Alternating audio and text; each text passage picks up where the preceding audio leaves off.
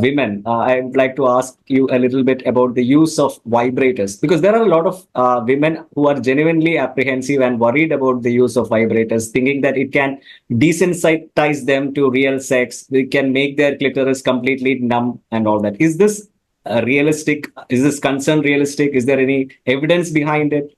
Or should No. women be really worried about using vibrators? No, women can use vibrators as much as they like. There is no evidence that it desensitizes its clitoris or that anything bad's going to happen with it. In fact, it can be a very, very good practice, a very good practice to use vibrators for clitoris. The clitoris is an amazing organ. It's the only part of the body, the human body, that is solely there for pleasure. And so women can just enjoy it as much as they want. Of course, just like everything else, we can develop some habituation. So, for example, if you have your very, very favorite food, if you eat it every day, it's going to stop being your favorite because it becomes your everyday food. And then you might want to try something new to have a new favorite food, right? But if you have your favorite food just on occasions, like every Friday night, for example, that can stay your favorite food and you can still really enjoy it.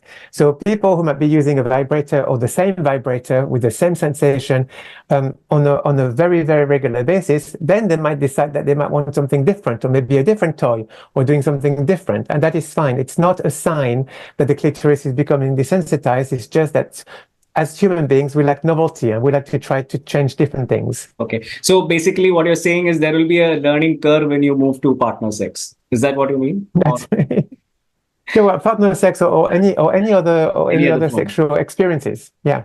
So that's it. Sometimes we like to, that's it. It's so, but there's literally zero danger about using a vibrator. Okay. So all this apprehension are again misplaced to a great extent. That's right. Yes.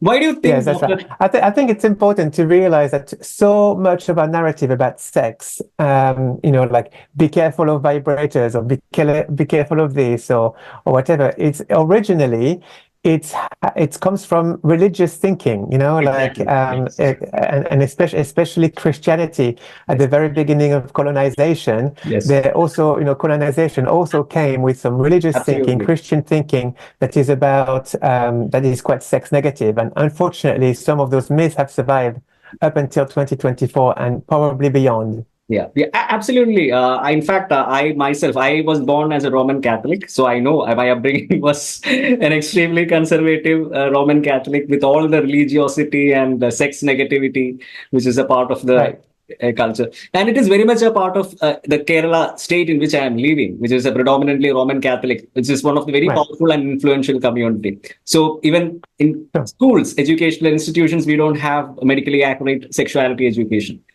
Yes, that's right. And it's Christianity, but it's also most of the other religions too are quite sex negative. Most of the religion will prioritize procreation, meaning penis in vagina, and so they don't like so much masturbation and wasting semen, for example, or they they think that women are we should control women's sexuality more because it's scary if women have vibrant sexuality, and the men have to just also doing some behaviors and not others, and suddenly if you start to just play around with your sexual freedom, it's kind of frowned upon in most religion, right? So it's Christianity certainly, but also others could be self-reflective as well. In fact, to share a little bit of my personal story, the reason why I was my background is in journalism. The reason why I became a sexuality educator and moved into this area of sexology is because of my own personal experience on this front. I went through a traumatic breakup in my relationship, which made me realize that things which we don't talk about in our conversation about sexuality can actually have a detrimental impact on our relationship.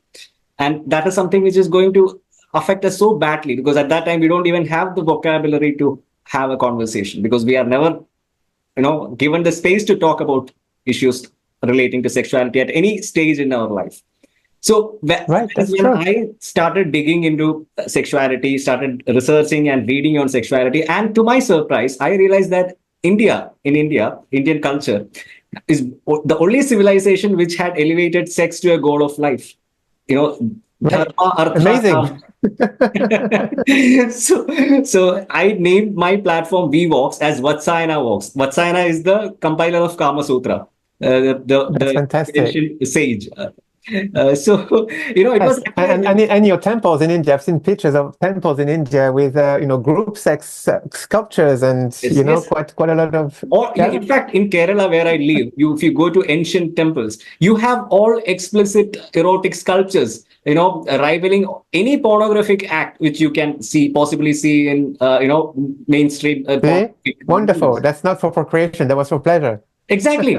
It was very clear. Kama Sutra, the text itself is very clear. It is meant for pleasure. Yeah. Text for pleasure. Wonderful. So I think it is time to bring back those old values which we once had. Yes, that's right. The old values from your very culture, on your very soil. In Yes, bring fact, it in fact, back. even the LGBTQ community, which we have started talking about in the West, especially after the Stonewall uprising, was a community which was accepted as the part of the mainstream society in India way back in the third century. In fact, in Sanskrit, there is even a term called Tritiya Prakriti, where all the third genders, that is, it includes the Mhm. entire spectrum of LGBTQ community. In fact, it had a very scientific understanding compared to Rome and Greek civilization. Giving Wow. them absolute in the It's so space. fascinating, isn't it? Yeah, I love looking at history, especially pre-colonization history, because it's amazing. That's where we see there's so much diversity in humanity, isn't it? absolutely, absolutely. And now the sad state of affairs is that we have doctors who treat homosexuals, trying to convert them into heterosexuals using conversion therapy. It's Yeah, that kind of it's tragic. ridiculous. It's very unethical, harmful, and tragic. Yeah. Okay. Yeah. But anyway, it was an absolute pleasure, Nevis, talking to you. I hope I can interact with you at some other time at a convenient date and time of your. Definitely. Of course. Thank you so much for inviting me. It was a pleasure to talk to you, and I am available. So keep in touch.